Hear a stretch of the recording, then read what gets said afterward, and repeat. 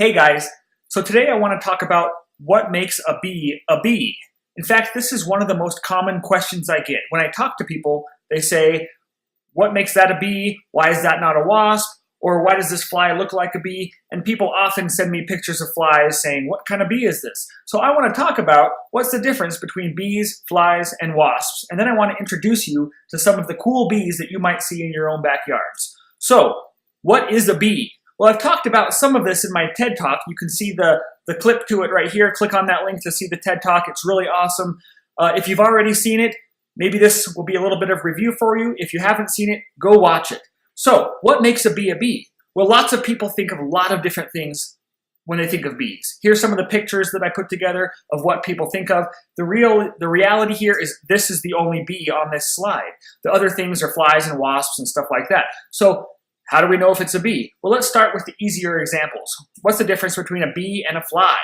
So if you look at these two pictures, I want to ask you, which one of these is a bee? Which one is the fly? Well, I just showed you the picture of the bee before, so here you go, there's the bee, there's the fly. So how do you know? How do we know which one's a bee and how do we know which one's a fly? And I think you're probably talking amongst yourselves right now or thinking to yourself, oh, I know what it is. Well, here's some of the hints that I use. So first, I look for pollen collecting hairs. Most bees have pollen collecting hairs. A lot of them have it on their back legs like this bee. Some of them have it on the underside of their abdomen, kind of on their belly. Flies generally don't have pollen collecting hairs. You can see this fly's legs are kind of skinny and scrawny. So you can look at the legs and that will tell you if it's a bee or a fly. But the way my kids tell if it's a bee or a fly is they look at the head. So flies have short antennas, bees have long antennas. In fact, usually flies have these little short stubby things. There's actually 3 segments, 1, 2, and 3. Bees have 11 or 12 segments to their antennas. You can also look at the eyeballs. So flies have really big eyes that kind of fill the entire head. Bees' eyes are more regular sized eyes. People often want to say, well, what about the wings? And it's true, flies only have 2 wings and bees have 4 wings. The difficulty is you can't count the wings when a bee or a fly is flying. And even when it's sitting there on a flower or on a white background like they are here, it's kind of hard to count the wings. So I suggest you look at the face. So now let's do some pop quiz. You tell me, is this a bee or is this a fly? Ready? Go. Bee or fly? Okay, I see you thinking, oh, that kind of has long antennas. Its eyes aren't huge. Oh, but it doesn't have pollen collecting hairs. Very good. So that is a fly. But you're thinking to yourself, what about those long antennas? Well, if we count the segments, 1, 2, 3, that only has 3 segments to the antennas. Again, the bee has 11 or 12 segments to its antennas. Okay, are you ready to try another one? Bee or fly? What do you think? Okay, has hairy back legs, but look at those big eyes and those short antennas. That is a fly. This fly tries to look like a bumblebee so it doesn't get eaten by birds. So how come flies and bees are so easy to tell apart? Well, it's because they're not really that closely related. So here's a family tree of all insects. We see bees and wasps are right here in the order Hymenoptera.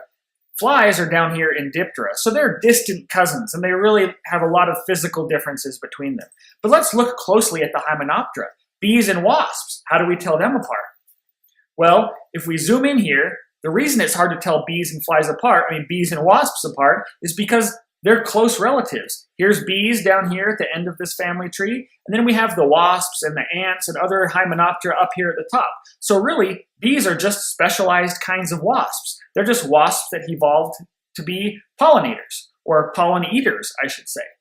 So when we think of bees, usually people think of that bee right there, the honeybee. But in fact, there are lots of different kinds of bees. And these bees, as I said, are close relatives of wasps. So it's hard to tell them apart, but let's take a look. So how do you tell bees from wasps? Well, here's a bee and 3 wasps. And you're probably thinking to yourself, I know the difference. Wasps are these mean guys that sting me, and bees are cute and fuzzy. Well, in this picture, that looks kind of true, right? One thing that people often point out with wasps is the skinny little wasp waist. In fact, that's what they call them, is wasp waists, because they have that little long string between the thorax and the abdomen. That is its wasp waist. Bees do have a skinny little waist, but you don't often see it because there's hairy legs surrounding it. So the waist is a good indication that something is a wasp. Also, wasps usually have thin spindly legs. They use this to carry their prey. They also have kind of spiny looking legs because that helps them hold on to the things that they're flying away with. Also, wasps have very little hair most of the time. So, are you ready to try to tell the difference between a bee and a wasp? How about here? We have a bee on the right. On the left, is that a bee or a wasp? Well, it has skinny little legs. It has very little hair. It doesn't have a really skinny waist, but that is indeed a wasp. How about this one? So it has hairier legs. I don't see the waist very good in this picture, but I don't see a lot of pollen collecting hairs. That one also is a wasp. How about this? Easy. Skinny little legs, not very much hair. That's a wasp. Okay, what about this one? Again, skinny legs, kind of spiny looking legs. This one's actually a really cool wasp. It's a spider wasp. It hunts spiders. Okay, what about this? What is that thing anyway? Well, that is not a bee. That is not a wasp. In fact, that's a moth. It's a really good mimic of a wasp, but you can tell from the antennas in the face, those feathery antennas, that is very suggestive that this is a moth. And it is. This is a kind of a clear-winged moth. Okay, what about this one? So you might be thinking to yourself, okay, this is getting old. Well, let me give you a secret here. That is a bee. Wait a second. Where's the pollen collecting hairs? Where's the hairy body? I see a skinny waist. Well, the reality is bees sometimes don't have pollen collecting hairs, sometimes aren't very hairy, and sometimes have a skinny little waist. Oh, great. How are we going to tell the difference? Well, let's try another one. What about that? Okay, skinny little legs. I don't see a lot of hair, but that also is a bee. Oh, great. What are we going to do? How am I going to tell if it's a bee or a wasp? I thought I hated wasps, but I love bees. Okay, last one. Bee or wasp? If you're not willing to guess, I will just tell you. That is a bee also. So as you can see, it is hard to tell bees and wasps apart. But there is one good characteristic that holds up, even when you're looking at some of these tricky bees. Bees, somewhere on their body, have specialized hairs that we call plumose hairs. Plumose meaning they have lots of little branches on them. If you look right here, kind of on the shoulder of this bee, and we zoom in, you can see that there's these little plumose hairs. It's a hair with a lot of branches on it, like a little feather. So this bee has these plumose hairs right here on its shoulder, and also under its wing right here, and a little bit back here on the end of the abdomen. So bees, somewhere on their body, will have these plumose hairs. So on the left, we have a bee here. You can see that little plate up on the shoulder, and you can see those plumose hairs. On the right here, we have a wasp, that same little plate, and you can see simple hairs. So bees, somewhere on their body, have plumose hairs. But that's not a very useful characteristic if you're sitting in your garden trying to tell if it's a bee or a wasp. Those are very hard to see without a microscope. So how can we tell the difference? Well, while physically they look fairly similar, behaviorally, bees and wasps are pretty different. Bees eat pollen and feed their babies pollen. Wasps eat meat and feed their babies meat. So bees are kind of the vegans of the Hymenoptera world, and wasps maybe are on the keto diet. They're focusing on the meats. And so because of these dietary differences, there are some behavioral differences. Bees spend a lot of time on flowers, gathering pollen and sipping nectar. Wasps, on the other hand, will take a quick sip of the nectar, and then they'll look around on the flower looking for insects to hunt. So when I say wasps are meat eaters, they hunt other insects like this wasp has killed and is eating this katydid and bringing some of the katydid back to its babies. But wasps will also eat other sources of meat, like roadkill or like your backyard barbecue. If you leave your hamburger out and watch, a wasp will come up, take a little piece of that hamburger, and bring it back to feed its babies. So, time for a pop quiz. Can you tell which ones of these are bees? So I gave this quiz to people across the country, and I want to see how well you guys do on the quiz. So, number 1, bee or not a bee? Number 2, bee or not a bee? How about number 3? What about number 4? Okay, number 5, is that a bee? No, of course not. That's a grasshopper. Good job. Number 6. Number 7. Number 8. Number 9. And how about number 10? So as you looked at this and as we went through this quiz, you might have been thinking to yourself, oh, I know what this one is. This is a bumblebee, number 2. Or number 5, yes, that's a grasshopper. Most people knew those 2 things and many of these others. But did you know that all of these are bees? Most people didn't realize number 7 and number 10 are bees. Blue bees and green bees? Who'd have thought? So when I gave this quiz across the country, as I said, most people knew honeybees and bumblebees. Most people knew butterflies and grasshoppers were not bees. But these kind of ones in the middle, people got confused about. This green bee and this blue bee are pretty common in our backyards, yet people don't recognize them as bees. Why is that? Well, it's probably because people don't realize there are more kinds of bees besides honeybees and bumblebees. And that's what my TED Talk was about. So once we start recognizing these bees and learning about these bees, we start seeing them more because our eyes get trained to look for them. So let me introduce you to some of the bees you might find in your backyard. First, we have the mining bees. These are bees in the genus Andrena. There's about 550 species in North America. Andrena are some of the earliest bees to come out in the spring. You'll see them as early as February in some parts of the country. There are a lot of different kinds of Andrena. There's metallic ones, and there's yellow and black ones, and gray and black ones. So they're kind of hard to tell apart, but one thing that all Andrena have are these specialized hairs on their face. We call these facial fovea. I've colored these ones here in pink. So they're kind of like vertical eyebrows just inside those big compound eyes. Vertical eyebrows of short little hairs. So you can see that facial fovea here. If you see facial fovea on a bee, it is likely a mining bee. So mining bees get their name because they mine.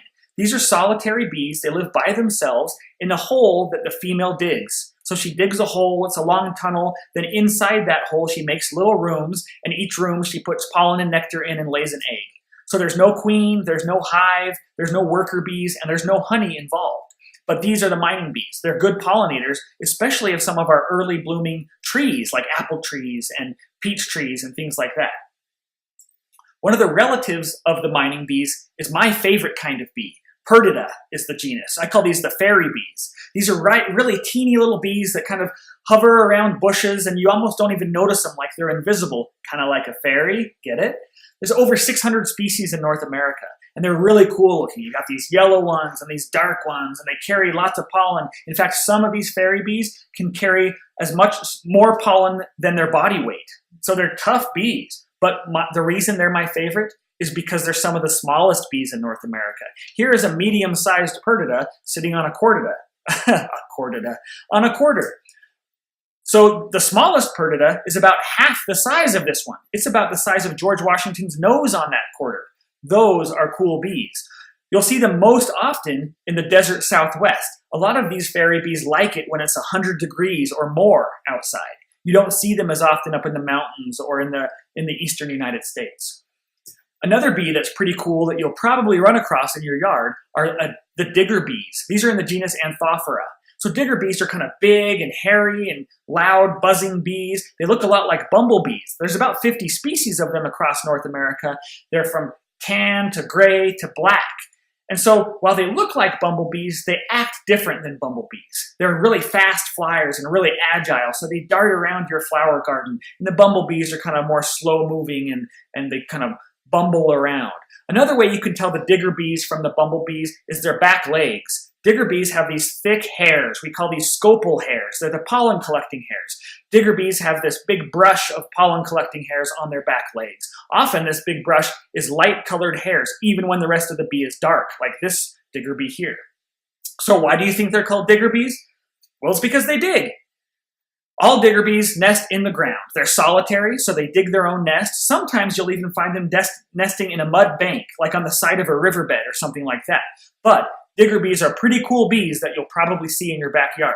So I mentioned bumblebees and how digger bees look like bumblebees. So let's talk about bumblebees. Well, there's about 45 species of bumblebees in North America. These are all in the genus Bombus. And what's cool about bumblebees is you have different kinds and different color patterns in different parts of the country. For example, in the east, one of the most common bumblebees is Bombus impatiens right here. And this is a common color pattern you see in this species and the other species that live in the area. Their thorax is yellow and their abdomen is mostly black. So it's kind of a half yellow, half black bee. When you come out to the west, where I'm from, you see a lot of yellow bumblebees that are mostly yellow. Or we see these yellow and red bumblebees in the Rocky Mountains and Sierra Nevada mountains in the western United States. So these ones with the red abdomen are mostly found in the west. If you're in California and the Pacific Northwest, you see bumblebees that are mostly black. So there's just different mimicry patterns around the country. It makes bumblebees really cool. Bumblebees, while they look hairy and big like digger bees, their back legs are distinct. Bumblebees and their cousins, the honeybees, have these pollen baskets. They don't have a big brush of scopal hair. They instead have this depressed, shiny area surrounded by long hairs. They pack pollen into there, kind of like Play-Doh, and that's how they carry it back to their nests. Another cool bee that you've probably never heard of are the polyester bees. These are in the genus Calides. Polyester bee, that is a weird name. Let me try to explain that. So the 100 species of Calides that live in North America have this really cool ability to make a substance that is a lot like plastic. So they nest in the ground, they dig down in their tunnel, then they line the bottom of their nest, kind of like with this little plastic bag that they make. Then they fill that with pollen and nectar and lay an egg in there for their babies. They use their special tongue, see how their tongue is kind of forked at the end? They use that like a paintbrush to help paint on that plastic-like substance. That's why they're called polyester bees, not because they wear polyester pants. Polyester bees also have a unique face. So their face is kind of heart-shaped or triangular shaped. You can see here at the top is the top of the heart, and then it comes down to a point down here by the mouth. So if you can imagine that, that is a heart-shaped bee face. Most other bees have more of a square or a round-shaped face. So if you see a bee with a heart-shaped face, that's probably a polyester bee. Polyester bees' close cousins are called the white-faced bees. These are bees in the genus Hylaeus. This is one of those bees that I mentioned that looks a lot like a wasp. So white-faced bees are really cool because they don't have any way to carry pollen. There's no pollen collecting hairs anywhere on their body. Instead, they actually eat the pollen, store it inside their stomach. When they return to their nest, they barf it out, kind of like a bird would do. So about 50 species of white-faced bee in North America. One interesting side note, in Hylaeus, there's lots of white-faced bee species, and several of those have just been listed as endangered species. It's the only native bee to Hawaii, the white-faced bee. That is cool. So white-faced bees can be seen all over your yard, but you might mistake them for small black wasps. And in fact, they nest in hollow stems of plants, like the broken off stem of a raspberry bush or something like that. Another one of my favorite bees, and the last one I'll talk about, are the mason bees. I love these bees because of their color. All the mason bees are metallic. There's metallic blue and green and even purple colored ones. There's 130 species in North America. Mason bees are cool because them and their relatives, the leafcutter bees and others, they carry pollen on the underside of their abdomen. I call it on their belly. So instead of scopal hairs on their legs, they have scopal hairs on their belly. You can see it here, the green mason bee with the bright orange pollen underneath. So mason bees often have a preference for flowers like in the pea family. For example, this is a desert flower that's related to peas, and there's a shiny green mason bee going to visit that flower. They're called mason bees because they use mud to make their nests, just like a brick mason would. So here's a mason bee gathering mud from the edge of a stream. It's going to fly that back to its nest and construct like a little mud room in its nest. So I tell people about these bees, and they always say, okay, well, that's kind of cool, but do they pollinate? Because we think of bees as pollinators, right? And the answer is yes, they do pollinate. So here's a mason bee on an apple blossom. And there's been lots of studies of these mason bees, especially in orchards, because they are not only pollinators, they are excellent pollinators. Let me give you an example. In an orchard, 100 honeybees can do a certain amount of work. That same amount of work can be done by 2 mason bees. Let me say that again. 2 mason bees can do the same amount of work in some orchards as 100 honeybees. That is cool. Plus, blue bees are awesome. So there's lots of factors that make some of these wild bees, like the mason bees, good pollinators. One of these factors is some bees are picky about what flowers they visit. This is a squash bee, and as her name indicates, she only visits squash flowers. So that's your pumpkins and your zucchinis and things like that. So because she only visits those flowers, she is an excellent pollinator of those flowers. So this summer, when you go out to look at your zucchini patch or your pumpkin patch, look inside those flowers and you will likely see squash bees. Also, some of these wild native North American bees have this ability to do what we call buzz pollination. There's certain flowers, like this tomato flower, that don't readily release their pollen. But some of these wild bees have this ability to unhook their wings from their wing muscles and vibrate their wing muscles at a certain frequency. This vibration causes the flower to release its pollen. So some of these wild bees can buzz pollinate. Honeybees don't know how to do that. They don't have this ability.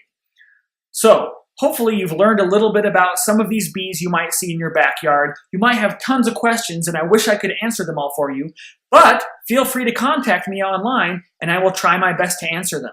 So check out our website, beesinYourBackyard.com, or visit us on Facebook, Instagram, or Twitter, also Bees in Your Backyard.